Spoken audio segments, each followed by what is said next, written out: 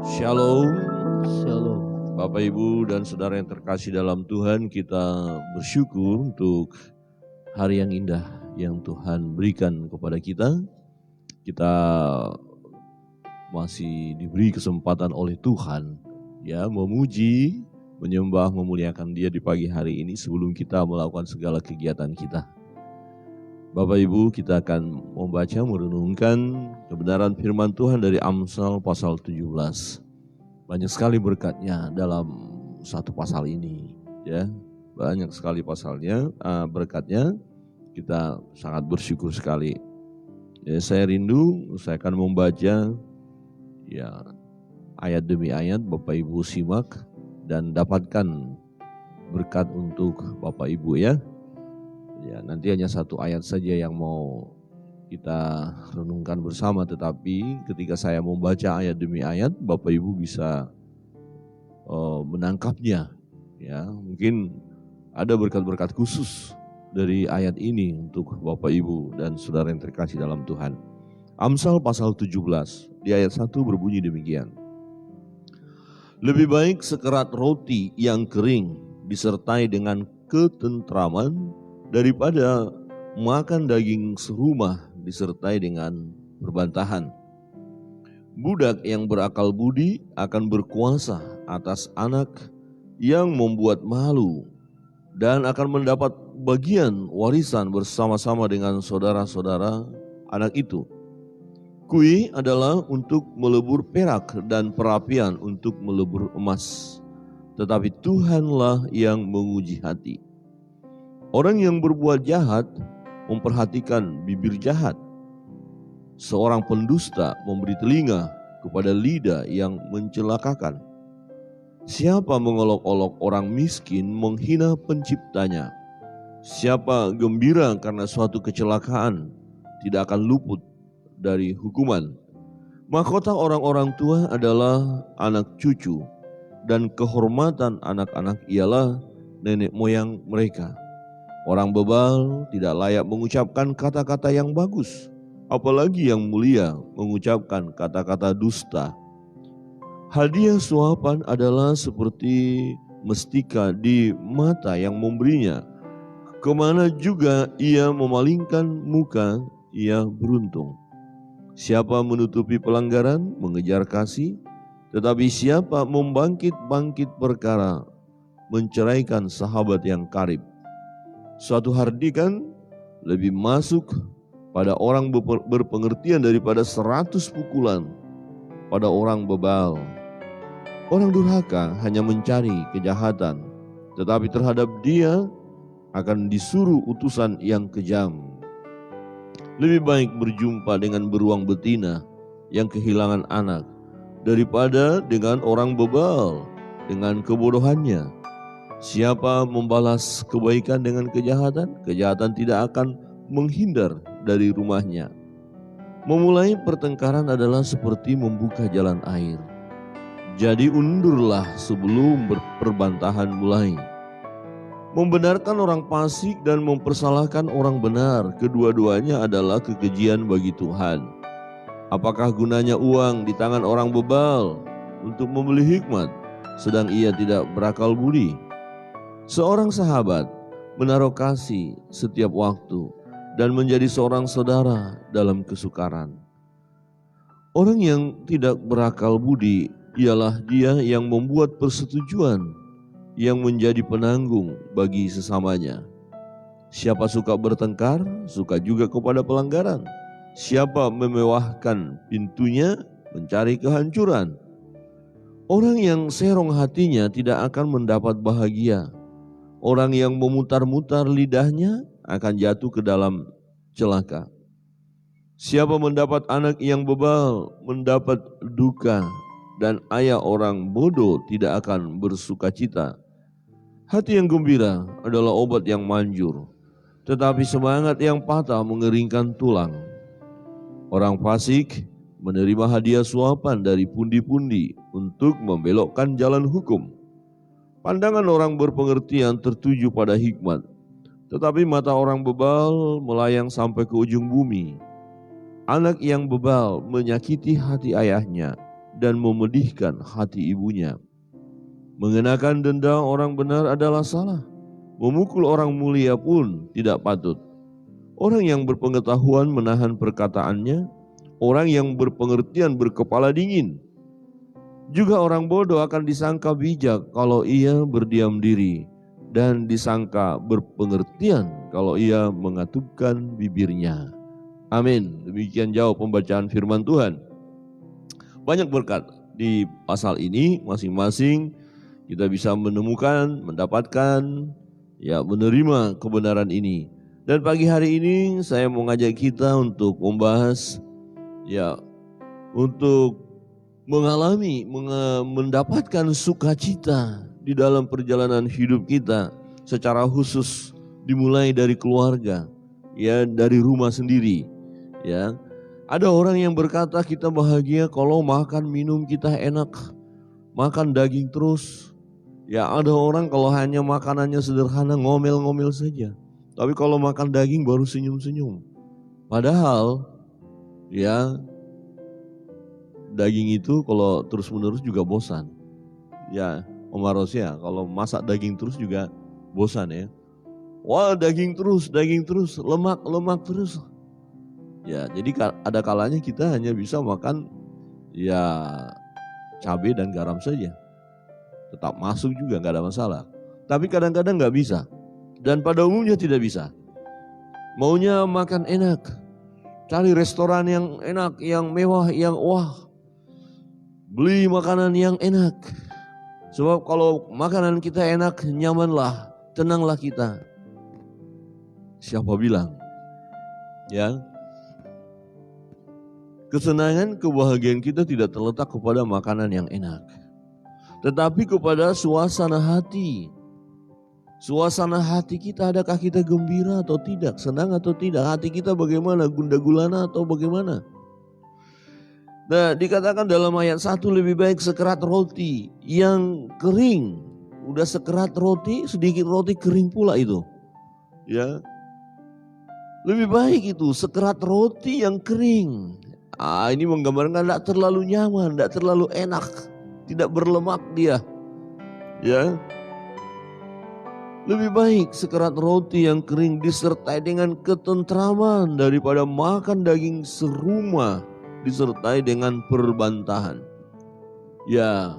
Jadi letak sukacita kita bukan di makanan itu, tetapi di dalam ketenangan, suasana tentram, suasana damai. Apa artinya kalau kita makan enak-enak tetapi penuh dengan perbantahan, tidak menerima dengan ucapan syukur? Di meja makan kalau kita sampai berbantah itu paling tidak nyaman. Rasanya makanan itu susah masuk. Tetapi makanan yang sangat sederhana, ada nasi, sambal terasi, tidak ada lauk-lauknya, hanya itu saja. Karena ada sukacita, ada ketentraman, ada damai, kok bisa senang ya, kok nambah itu gitu loh. Senang sekali, maunya gak bisa dihentikan. Makannya enak. Nah, letaknya bukan di jenis makanannya, tapi suasana hati kita. Saya yakin dan percaya kalau hati kita gundah gulana, apalagi di rumah pertengkaran terjadi, disuguhin makanan yang enak pun rasa ingin makan hilang. Bapak-bapak, coba bapak-bapak disajikan oleh ibu, istri, disajikan makanan di depan kita tapi sambil ngomel-ngomel. Ngomel-ngomel tuh makan itu. Ini lagi, anak-anak lagi susah lagi, tapi disuguhi makanan sambil sang ibu ngomel-ngomel. Saya yakin sang bapak ini akan geleng-geleng kepala, syukur-syukur dimakan. Kemungkinan tidak dimakan dan langsung ya udahlah, pergi saja di warung sebelah. Ternyata di warung sebelah ada yang melayani dengan senang, dengan sukacita. Akhirnya lebih enak makan di warung, karena warung pemiliknya memperlakukan pembeli dengan baik seperti raja. Wah, rupanya nikmat makannya ada di situ. Di dalam pelayanan yang baik. Ada damai, ada ketentraman. Nah, Bapak Ibu dan Saudara yang terkasih dalam Tuhan, bagaimana dalam kehidupan kita ya mulai dari rumah tangga? Ya, adakah kita dapat menikmati berkat-berkat Tuhan dengan penuh sukacita? Ya, saya memperhatikan kadang-kadang doa seseorang itu jauh lebih panjang kalau makanannya enak. Kalau makanannya kurang enak, doanya pendek banget. Ya, satu ketika di sekolah teologi beberapa tahun yang lalu kami tinggal di asrama. Ya, anak asrama tahulah ya. Ya, kadang-kadang ada seorang teman berkata, hari ini kita makan sup tanpa tulang. Sup tapi cuman kuahnya doang sama ada sayur ya. Ada sayur apa itu kayak kol begitu. Cari oh dagingnya tulangnya nggak punya. Jadi sup tanpa tulang, tanpa daging lagi. Dan temannya adalah 2 potong tempe. Ada teman berkata tempe lagi. Dahulu sekarang sampai selama-lamanya tempe tak berubah. Padahal tempe enak kan. Tapi kalau terus-menerus itu, wah mulai seperti nggak terima kenyataan yang ngomel-ngomel kita. Nah rasanya nggak nyaman di meja makan itu. Suatu ketika ini ada berkat. Ya ibu asrama masaknya enak tenan. Ya supnya mantap. Masing-masing di depan di meja itu sudah disediakan daging ayam, daging babi. Ya pokoknya lengkap deh. Suatu ketika seorang teman disuruh berdoa. Berdoa bro, siap. Bapa di surga, kami bersyukur hari ini ada paha ayam, ada sup Tuhan. Disebutnya panjang sekali semua yang di atas meja disebut. Rasanya sedikit lucu ini. Ya ada nggak tahan lagi ketawa ini. Tidak apa-apa, dia serius. Kita harus sebut ini makanan enak hari ini. Jadi agak panjang doanya. Bapak Ibu, doa kita tidak dipengaruhi jenis makanan kita. Amin. Coba lihat kiri kanan, doa jangan dipengaruhi jenis makanan. Ya, coba bapak-bapak ibu-ibu, kita lihat anak-anak kita. Kalau makanan enak kira-kira gimana responnya? Nah kalau makanan sederhana gimana responnya? Ya, jadi ini harus kita latih anak-anak. Nggak boleh makan seperti ini juga sederhana, yang penting sukacita, makan saja. Sikap saja dengan penuh ucapan syukur. Jangan ngomel-ngomel. Ya ada anak-anak tertentu ya kalau makanan nggak enak, marah-marah kerjanya. Tidak mau makan, dipaksa makan sama orang tua juga nggak mau. Tapi kalau sudah makanan enak, dia baru senyum. Bapak Ibu Saudara yang terkasih dalam Tuhan, ini penting supaya kita tidak hanya membutuhkan makanan saja, memikirkan kebutuhan kedagingan saja. Ya tidak hanya berbicara mengenai makanan ya, tetapi keinginan-keinginan yang luar biasa. Kadang-kadang kita begitu luar biasa berjuang untuk mendapatkan keinginan yang luar biasa. Ya, sementara untuk mendapatkan itu pun kita rela berkorban, rela kehilangan sukacita. Ya, rela kehilangan damai sejahtera, mau main kasar juga nggak apa-apa, kira-kira begitu. Yang penting saya mau mendapatkan itu. Yang penting saya masuk dalam tingkat kemewahan. Yang penting makanan saya adalah yang enak-enak, makan daging. Padahal ada perbantahan. Saya mau berkata begini, saudara, bapak ibu punya rumah mewah. Saudara tidak akan betah tinggal di sana kalau tiap hari seisi rumah bertengkar melulu. Saudara akan menganggap rumah itu seperti neraka. Ya, anak-anak takut sama orang tua. Orang tua kalau datang bentak-bentak anak. Itu salah, ini salah. Semua di dalam rumah selalu ribut. Semewah apapun isi rumah itu tidak akan mendatangkan kebahagiaan. Ya, ini gambarannya tadi. Seenak apapun daging itu, sebanyak apapun daging itu, kalau sudah terus bertengkar di situ, itu jadi tidak enak, tidak jadi berkat. Tetapi kalau kita punya rumah yang sederhana, gubuk, ya kalaupun orang bilang gubuk derita ya nggak apa-apa, gubuk derita tapi di dalam penuh dengan kehangatan. Ya orang tua datang selalu langsung sapa anak-anak ketika melihat papa mamanya datang berlari menyambut, papa pulang, hore. Ya saya masih ingat waktu masih anak-anak ketika Papa pulang kerja, papa datang, papa pulang, lari, pak, langsung lompat di peluk. Tapi ada loh anak-anak, kalau papanya, papa datang, lari, lompat, mereka sembunyi. Apalagi anak-anak pas lagi nonton TV. Papa datang, lompat sudah, matikan cepat TV. Sembunyi sudah. Kenapa? Ya ini kita tahu, papa tidak suka melihat orang lagi, anak-anak lagi tenang nonton. Pokoknya disiplin, tidak boleh. Tapi kadang-kadang itu kan kehilangan kebahagiaan. Jadi rasanya di rumah gak nyaman. Walaupun semua lengkap fasilitas itu, tapi tidak ada ketentraman. Saling menyalahkan, ya, saling menyudutkan satu dengan yang lain, berbantah-bantah terus. Maka kehilangan damai sejahtera, kehilangan kesukaan, kesenangan. Bapak Ibu Saudara yang terkasih dalam Tuhan, tetapi kita yang dalam keadaan sederhana, sekerat roti yang kering, ya, tapi ada sukacita, ada damai sejahtera. Misalnya seorang ibu yang melayani suami, hanya sekerat roti kering, tapi ada senyuman. Ya Bu Pendeta ya, senyum. Pak, ini roti sedikit dan kopi agak pahit karena gula sudah habis. Kira-kira. Lah tapi karena ada sukacita, ada senyum, ya sang papa kan berkata, makasih mama baik. Mari kita nikmati bersama. Sekerat roti ini kita bagi berdua. Enak tuh. Tapi ada anak 2, ya kita bagi lagi, bagi 4. Luar biasa. Ada kebahagiaan, ada sukacita. Ya tidak langsung ngomong, kok ini lagi makanan, gak ada ini lagi, mana ini. Aduh sudah berantem, sudah.